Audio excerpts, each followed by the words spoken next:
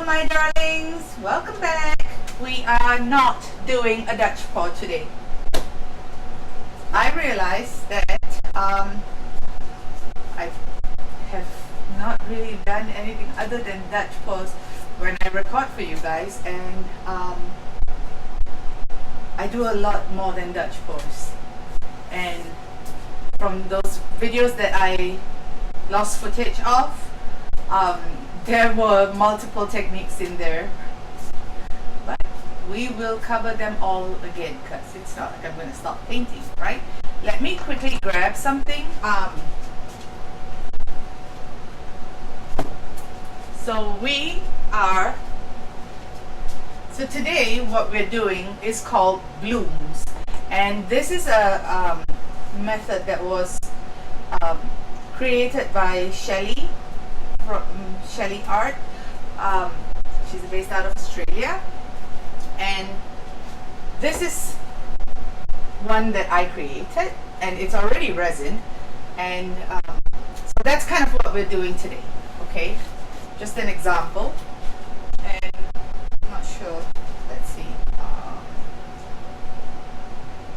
Yeah. So if you see the stuff up there, no, there. So if you look at these stuff up here, these are all blooms. So today we shall bloom. All right. What you see on the side of my tables lined up are all my pigments from TMP that I mix with my pouring medium, which is, for the pigments, they're mixed with this. This is Sherwin-Williams Infinity Deep Base, or Base C, okay? And that is mixed with polycrylic, which is like a gloss varnish, and it's mixed with polycrylic to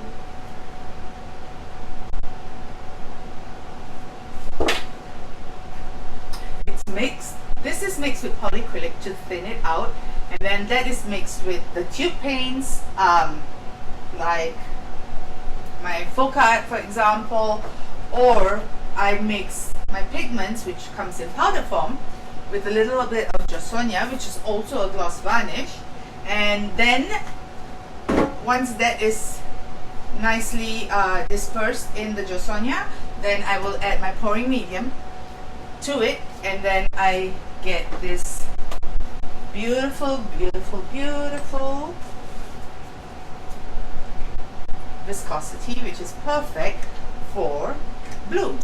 And always remember, if you are going to try this method, that pigments are powders, and even though you've dispersed them, they always will settle to the bottom. So remember that you need to give it a really good stir before each use, alright? So that you get the pigments dispersed back throughout your pouring medium, and not just pouring medium on the canvas or wood panel. I like doing it on wood panels, just personal preference. And then for my pillow paint, you can use Sherwin-Williams to go for the colors. They're the little sample sizes, and they'll tint it for you, and I think in the US they are about $11. And then for white, I just like using the Sherwin-Williams Emerald High White. That's what it's called, High White. Alright? Okay, so I have a whole wall.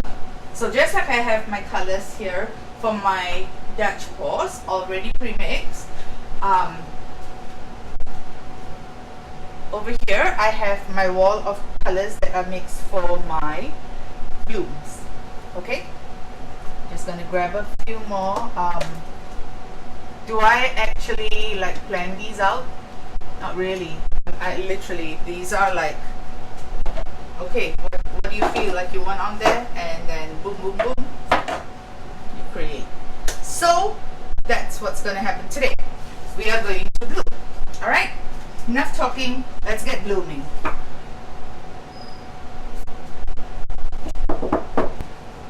Alrighty, shall we start? So I have 12 incher, I think, yes. I have a 12-inch diameter wood round, and I have my white paint. I'm going to ladle my paint. I just don't like the mess that it makes trying to pour it out. Blooming is very messy. Very messy. So if you're someone that, you know, cannot handle mess, I wouldn't suggest trying this particular method. If you thought the other forms of fluid art were messy, oh boy, do I have a revelation coming for you. That's nothing compared to this. And you cannot reuse these paints that get wasted at all. As you can see, I am very, very unprepared. I mean, okay, hopefully that will lessen how much I need to clean up, but don't hold your breath. Alright, so the first color I'm going to use is the Pebeo Violet Blue. Is that what it's called? I think so. And so, just like this paint was really thick, I mean, you want it thick, but not like crazy, right? Okay. This one also has to be thick, but this is just Sonia. This is the gloss varnish that is used to disperse my pigments.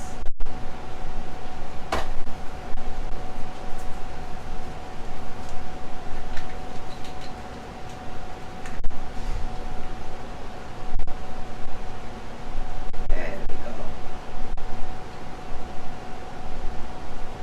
Alright, ready? Let's go.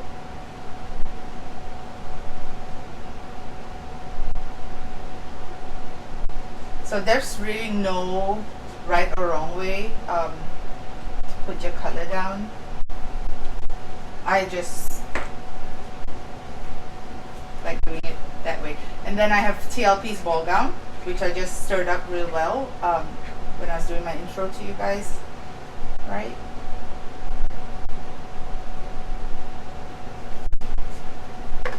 Now, if you want to learn how to do this like in depth, go check out Lisa Marvin from Lisa Marvin Art. She is who I learned how to do this from. Her YouTube videos are very, very informational and educational. Okay, Mango TLP. Never used it to bloom with. Never bloomed with this one before. And then I will do Amsterdam's Permanent Blue Violet, which is too thick. So these tend to thicken up because you know you that's why it's only like, oh, you can't release. That's why you only mix like a tiny amount, because you use so little when you're blooming that there's really no need to like go nuts. And then if it's an opaque color, do not put it down in a puddle, okay? Definitely like do what I'm doing right now. What am I doing? Lines. Oh boy. I have Amsterdam's Shimmer, which needs to be stirred up.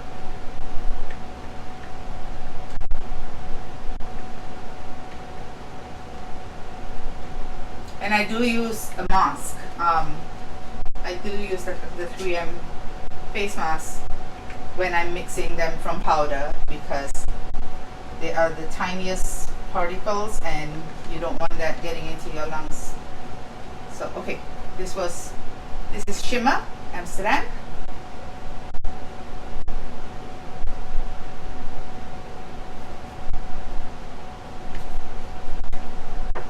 And then last I have Sangria by Amsterdam. So I don't know when was the last time I only used 6 colors in a bloom. I usually go nuts, but today for some reason I am restrained. Oh, my dogs. Can't live with them, you can't live without them. Alright, Sangria.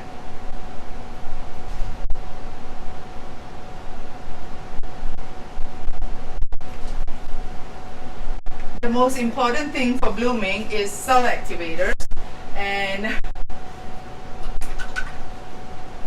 so the cell activator is Australian Floetrol mixed with Amsterdam Titanium White, or this is Amsterdam's Ivory Black, I believe, and shake it really good. It's mixed in a 3-to-1. No, sorry, 4 parts Australian Floetrol to 1 part Amsterdam Titanium White. Okay? And if you're wondering what the hell is she talking about, I don't even know what blooming is, ask me your questions, I'll be happy to answer them. Alright? So, and I don't do the traditional bloom. So, the traditional bloom just does 1 dot of cell activator in the center and then blows it out. Not traditional, sorry. Alright, let's go.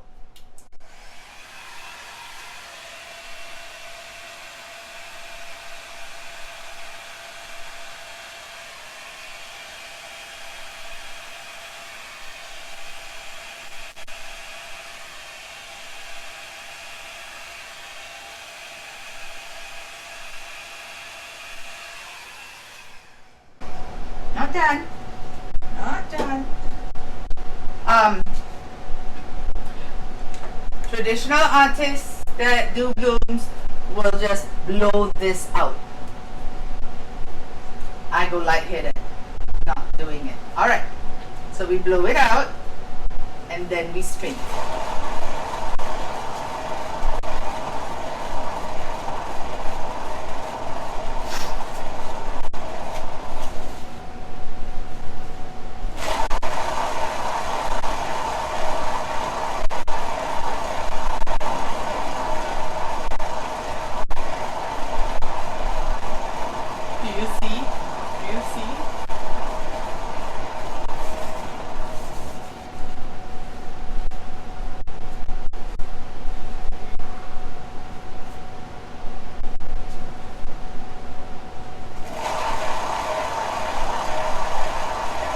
So I'm spinning to move the paints equally, evenly.